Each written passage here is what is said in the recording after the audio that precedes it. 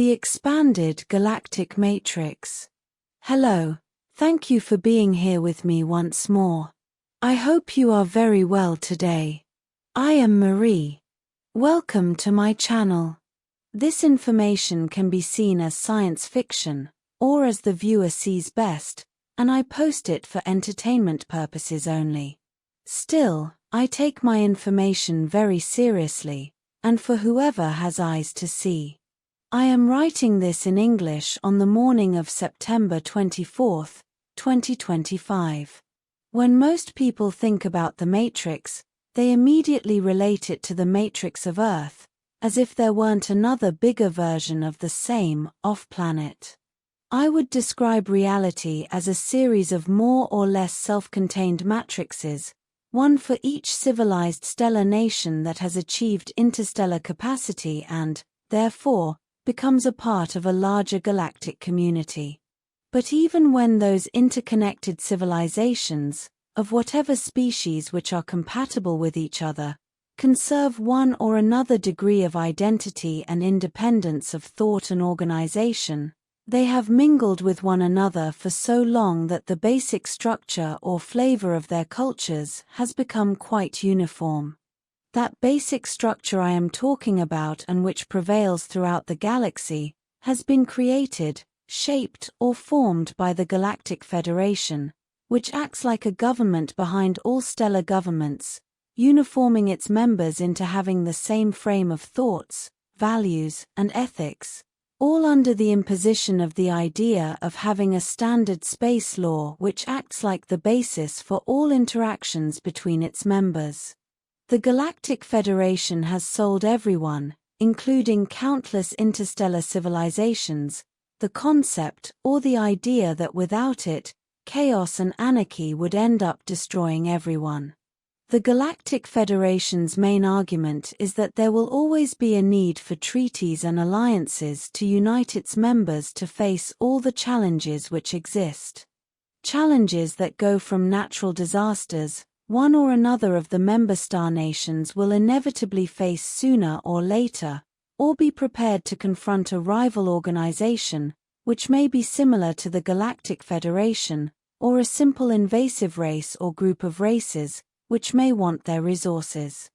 This brings up the need to develop a legal framework which all members of the Federation should follow to guarantee good relationships among its members, and also to have a frame of reference to face other challenging races and situations.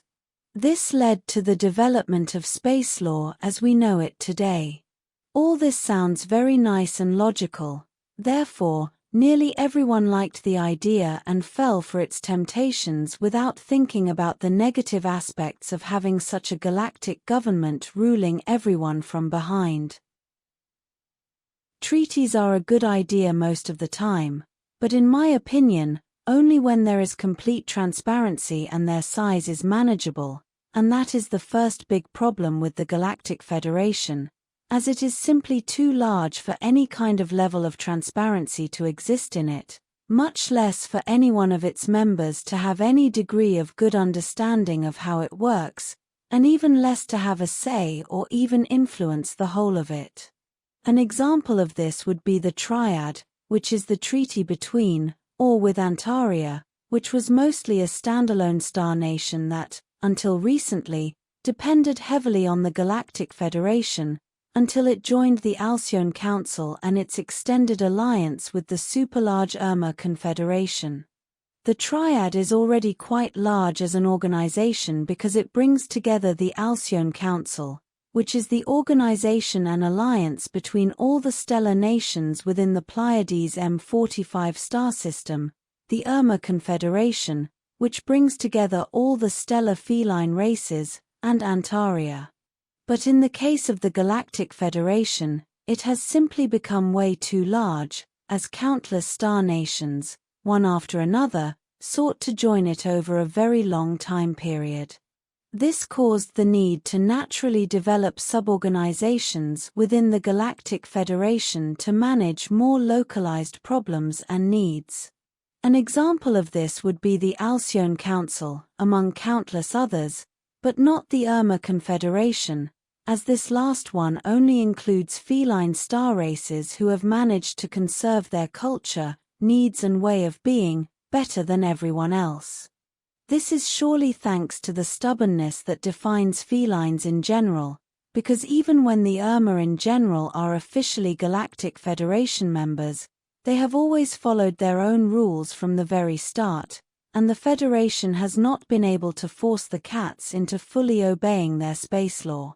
Any similarity between what I just said and your house cat's behavior is not a coincidence. The problem with the Galactic Federation is that it is way too large, so much so that it has become obscure and therefore inaccessible to the point where no one wants to take the responsibility for any large sector of space, for fear that they may be stepping on the jurisdiction of some other part of the Galactic Federation, which they cannot find.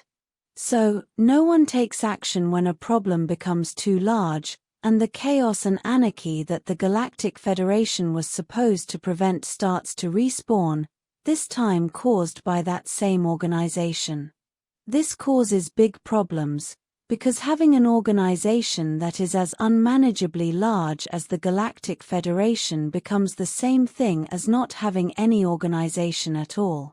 So, it has become obsolete and useless, as in my opinion and that of others like the Antarians and the Urmah, the Galactic Federation has become so large that it ended up collapsing under its own weight. But making things a lot worse, in all its uselessness, the Galactic Federation still effectively imposes its space law, which so many stellar nations take and cherish as the guidelines for their societies. But as there is no clear leadership in the larger part of the Galactic Federation, space law becomes inflexible and a dogmatic set of rules which often act in detriment of countless of its members, especially those who may have special needs, as they cannot be effectively helped by the mass of the Galactic Federation because of the technicalities and rigid regulations everyone must blindly follow in order not to be ostracized and taken out of the organization. This is obviously the case with planet Earth. Then we have another big problem, which is that in space, and with all those vast distances in it, as seen only from the material side, of course, there is no such thing as a defined existential density, as there isn't such a thing as a standard time frame for everyone. What I am trying to say is that many times, there is no way to define if something is in our astral or not, and this brings up a big worrisome problem. Even when there is no one to go to within the higher, more expanded parts of the Galactic Federation, those parts which would be the conglomerate of large groups of star nations, and areas in space, we all agree that there is some form of control mechanism over all of it.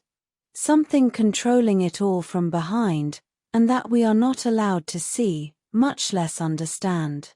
This brings me back to what I was saying at the beginning of this video.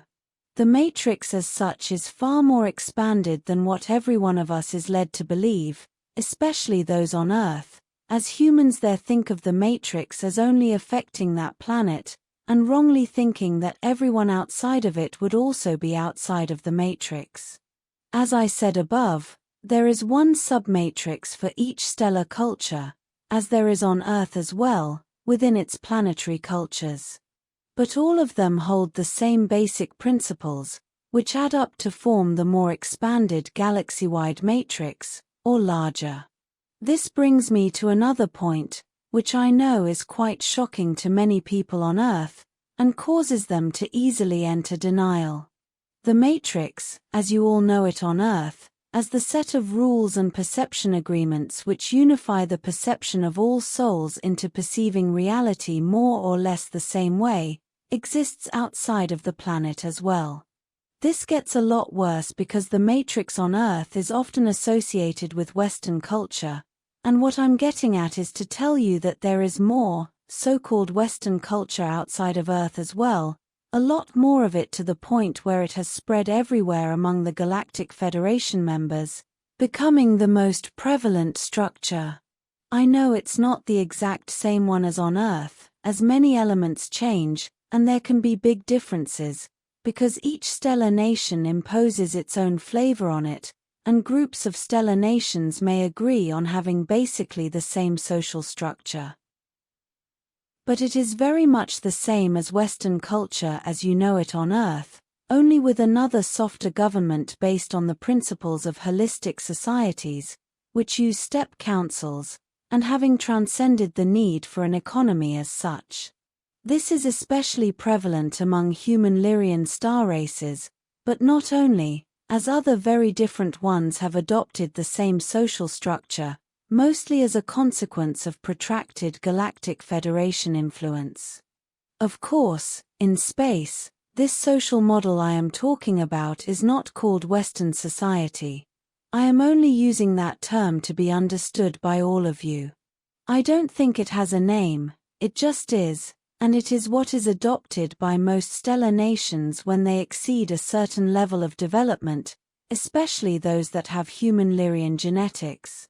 This is why so many things I have shared with you may sound, quote, too human, as many of you have been programmed to think of extraterrestrials as strange, difficult to understand beings which evolved in very different ways. And in the vastness of space, that is perfectly true as well. But there is also a very big component of countless stellar nations which act like humans, because they are more humans, and other species with compatible mentalities also adopt the same social frame to fit in with organizations like the Galactic Federation. The Matrix, as you know it, is far larger than the one on Earth, and it is mostly unified by the action and existence of the Galactic Federation and its inflexible rules and regulations. Those of you who are familiar with the concept of the Matrix also know that there is always something controlling it from behind, something many authors call the archons, which may include reptiloid entities and so on, all of which live by exploiting suffering and other emotions. There is no reason why we would not think that the same thing is happening in the expanded Galactic Matrix as well, making the idea that the Galactic Federation was infiltrated ever more real. But it gets worse because the mere fact that it became so unmanageably large also makes it easier to infiltrate with complicated mechanisms, which surely include astral components. And there surely are several aspects and levels of infiltration, regardless of how much one or another enthusiastic stellar nation may deny all this. Something is clearly not right with the Galactic Federation, and this becomes easier to see the further up you go while you observe it. This will be all for today. As always, thank you for watching my video, and for liking, sharing, and subscribing for more. It helps this channel grow a lot. And I hope to see you here next time. With much love and appreciation, your friend, Marie.